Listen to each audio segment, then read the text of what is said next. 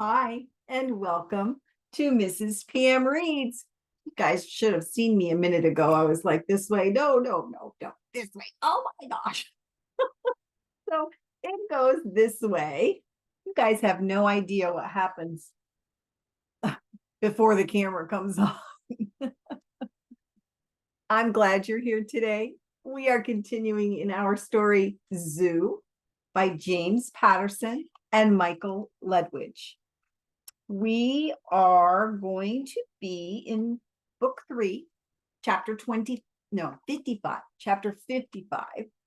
And in our last video, Chloe and Oz found out they weren't actually meeting with the president. And then we flashed to Professor Grow. And I got a little confused on the timeline, so it's interesting there. But he is leaving his teenage son with, I believe, their dog. But we've just learned that animal aggression has become a pandemic in the United States. So we are not sure what's going to happen.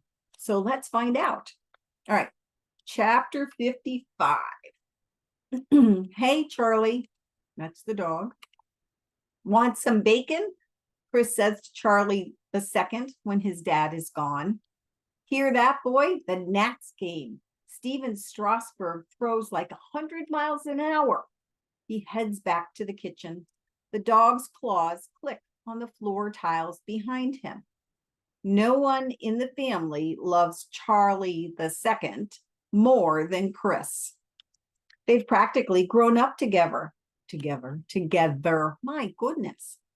Having been pups at the same time. The family has moved 3 times following Charles's new jobs. And each time, Charlie the second was Chris's best friend until he managed to make human friends. Chris remembers how hard it was to make the dog stay home when he went off to play with his friends. Charlie the second would whine in sadness, his eyes forlornly watching Chris from the window as he left the house. And if Chris looked back, he might not be able to leave. To not be with Chris seems to be the hardest thing for the dog to do. They are as close as brothers. Chris kills the Verdi on the radio, turns up the volume on the TV, and zaps through the channels with one hand, searching for ESPN. With the other hand, he picks up a slice of bacon from the grease-dampened paper towel and offers it to Charlie the second under the counter. A hot shock of pain in his hand. Chris drops the remote. Hey! He yanks back his hand and looks at it. Charlie bit him. There are puncture marks in his hand. Ow! What the F? What'd you do that for? Chris looks agape at Charlie the second, standing beside him in the kitchen. The piece of bacon lies untouched on the floor tiles. Something is not right. There is some weird look in the dog's eyes, some knowing, almost angry glaze in them that Chris has never seen before. Charlie begins to growl. His jowls flap against his teeth, spit percolating deep in his throat. The 80-pound Labrador crouches, coiling back, the fur bristling high and stiff as steel wool on the back of his neck. He's growling, sounding like a guard dog, his teeth bared, a gloopy white thread of yo-yoing from his lower lip in a pool of saliva. What the hell? What's wrong with you, boy? Stop it. It's me. What's wrong with you? It looks like one of his eyes is messed up. Charlie's head keeps jerking to one side as though he were a boxer shaking off a punch. Something is wrong. Charlie curls in on his hind legs and lets loose with a string of the loudest, most threatening barks Chris has ever heard him make. He sounds like a junkyard dog warning off all intruders, not the family pet he's known more than half his life. Charlie is in a rage, lungs heaving up, quick, loud, guttural barks that sound like war, war, war, war, war. That's it. Chris gets scared. He panics. He tumbles from his chair and starts running. He feels Charlie's hot breath on the back of his knees, hears jaws snapping behind him. The closet door is the closest door is the hallway pantry. Chris dashes inside and slams the door. He feels the whoop and rattle of Charlie throwing his weight against it. He leans with his back against the pantry door, holding it shut.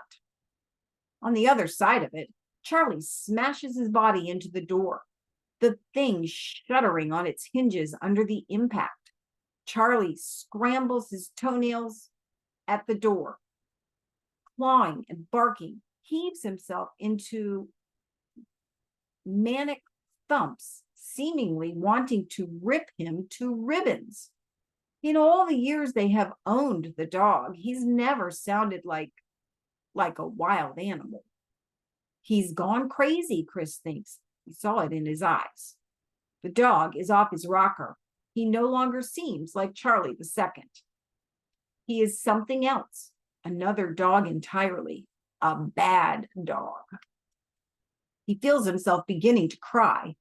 In the hallway, he can hear the dog skulking in circles, still rumble-jawed, occasionally sneezing, occasionally breaking into a fresh wave of ferocious barking.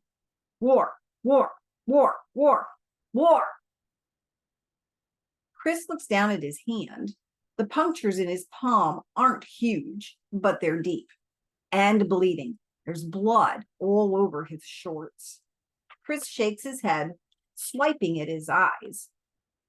He has to calm down and think. He's still bleeding. He has to deal with that. He crouches down and reaches for a package of paper towels on the bottom shelf. On the paper towel package, a handsome mountain man in a flannel shirt smiles. He tears open the bag with his teeth, wraps a wad of paper towels around his hand, and tightens the makeshift bandage with a strip of plastic wrap. He sits in the hot, cramped darkness, listening to the dog pace and growl in the hallway. He is thinking about maybe using the broom to beat back the dog for long enough to run for help. Then the phone in the kitchen rings. The machine bleeps and someone starts leaving a message. He hears Charlie II skitter back into the kitchen. Chris bolts from the pantry and races back up the stairs.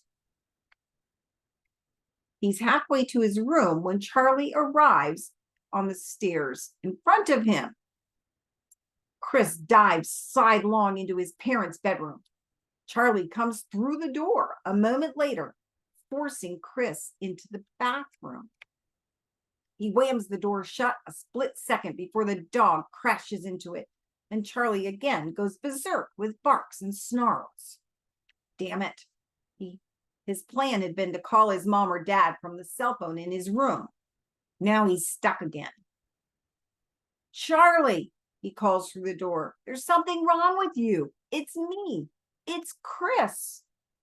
He can hear a note of pleading in his own voice, and it seems only to spark the dog's contempt. Charlie either can't hear him or it doesn't matter. He continues barking, clawing, snarling. War, war, war, war, war. That's when he remembers that his mom is on her way home. She doesn't know Charlie II has gone berserk. If she comes in the front door, Charlie might bite her too. He needs to call her. His cell phone is in his bedroom. He starts pacing back and forth across the bright bathroom floor. It's still steamy from a shower. He suddenly remembers the box in his dad's closet. His dad's a gadget guy, has trouble tossing out spare parts and computer cables and stuff like that. Chris remembers the box had some old cell phones in it. You can dial 911 on old cell phones, right? He remembers hearing that somewhere. He hopes it's true. His parents' closet is right next to the bathroom, and the walls are made of sheetrock, right? He stepped through the ceiling once, sticking around in the attic when they'd first moved in, and knew firsthand that stuff is surprisingly soft and crumbly. Plan. He will make a hole in the wall, try to climb through it into the closet, get the old cell phone from the box, and call 911. He unscrews the metal shower curtain rod and begins to bash at the wall with it. He works at it for a while. The hole is about the diameter of a basketball. When he hears the rumbling electric moan of the garage door opening from the floor below, Charlie II stops barking and bolts from the room. Chris panics. He's too late. His mom will get bitten. He thinks of his dad's gun. He's been duck hunting a few times with his dad, sometimes with his uncle too, when his uncle is visiting. He knows there's a shotgun in the closet. He's not sure if there are shells. Chris drops the shower curtain rod to the bathroom tiles with a clatter, yanks the door open, and then goes into the closet. The shotgun is on the top shelf, lying on a pair of folded orange hunting vests. He can't quite reach the shelf. He scoots a chair into the closet, scrambling on top of it. He fumbles through the orange vest. He finds a box of ammo in one of them. He knocks out a handful of shells, pockets them, races downstairs with the shotgun. He fiddles with the gun on the stairs. How the F do you load the stupid thing? Slow down, he tells himself. Think. He's shot the thing like 3 times in his life, always with his dad, and his dad has always done the loading. Remember, he flips the gun over and notices some sort of closed slot on the side. He fiddles with a little catch underneath it and works the slide forward, opening it up. Then he slips the slug in and pumps the slide back. It goes chick, clack, chick. Okay. I guess it wouldn't go cha-ching, would it? Chick, clack. He can hear his mother coming through the door as he slides around the hallway corner, slippery in his socks on the glossy hardwood floor, shotgun heavy and awkward in his hands. Hello, he hears his mom call. Chris? Mom, he shouts down the hallway. Look out, there's something wrong with Charlie.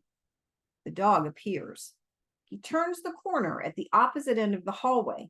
His toenails click on the wood floor. Spit hangs in frothy strings from his mouth. He does that crazed head twitching thing again. Sneezes.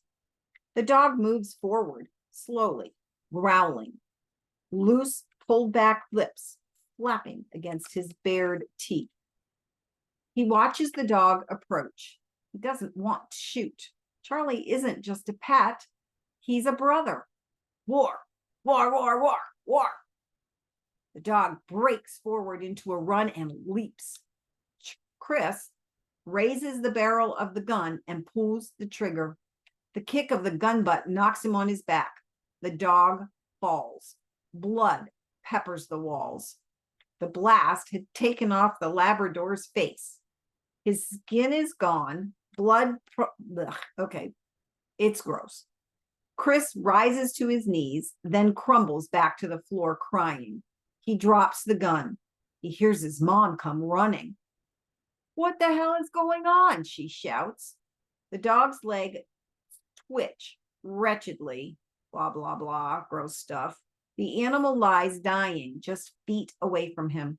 I'm sorry, Chris half whispers. Oh, I'm so sorry. So sorry. Chapter 56. Now, we kind of saw that coming, right? At least I would hope at this point we would expect that. Okay, chapter 56. The next few hours didn't seem real. We sat in a squeaking, uncomfortable chair that was bolted to the floor facing the massive TV. Leahy dimmed the lights to show us footage of attacks at the NSA had picked up throughout the country. The most chilling one was from California. Okay, so now we're back with Oz and Chloe. The footage began with an aerial shot of an accident taken from a traffic helicopter. A jackknifed FedEx truck was half overturned alongside a sun-bleached highway. The traffic was at a near standstill as drivers slid by, rubbernecking at the mounds of boxes and packages spilling into the roadside ditch. This is new footage from this morning out of Petaluma, Leahy said. That's US 101, just north of San Francisco. News footage, I said. You're showing me something the public has already seen? Grow up, Jimmy Olsen, said Marlowe. It's taped. The feds snatched it up before it could get out. The camera cut out and came on again with a shot from a slightly higher elevation. Alongside the same highway, what looked like dirty brown water rushed along a service road drainage ditch. As the chopper lowered toward the scene, I could make out that it wasn't floodwater. There were things moving in it. What in the hell? I whispered, mostly to myself. I squinted and leaned forward, trying to make out the fuzzy footage. It was a flood of fur. Mon Dieu, Chloe said. Are those dogs? Leahy nodded. I kept watching. The camera zoomed in. What in the is going on here? Said the staticky voice of the cameraman, talking to somebody else in the helicopter, apparently. His voice threw the sound levels out of whack for a moment. It was hard to tell.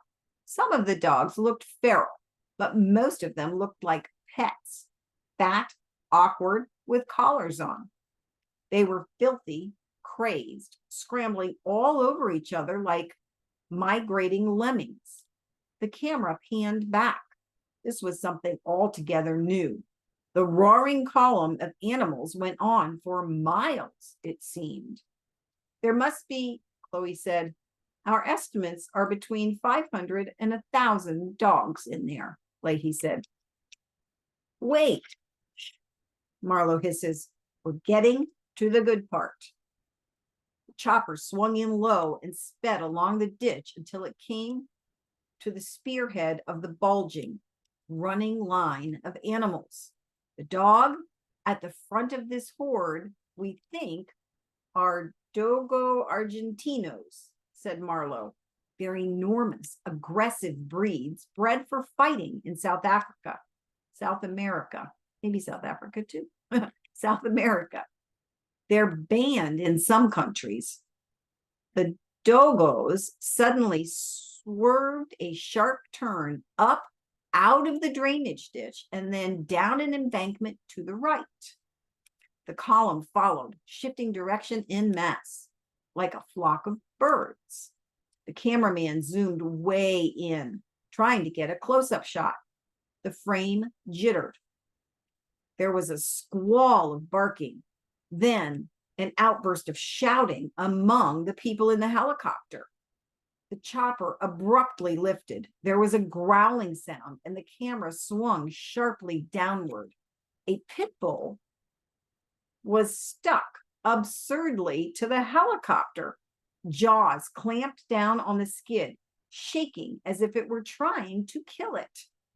The animal dangled crazily from the flying machine before letting go, tumbling back down through the air into the river of hair and teeth. Leahy put the lights back on. I turned as Chloe looked at me with eyes wide and bright as tea lights. This was worse than we could have imagined. She closed her eyes. I want to get Eli, and I want to get out of here, she whispered. I rubbed her hand powerlessly, not knowing what to say. And we are going to stop there. Interesting. Not sure how I'm liking this turn of events, but you'll have to come to the next video. And I want to say which normally posts in 3 days, but that's if you're watching it current. You may be watching it, who knows how long after, and then you'd be able to go right to the next video without having to wait. All right, you guys. I hope you have a wonderful day.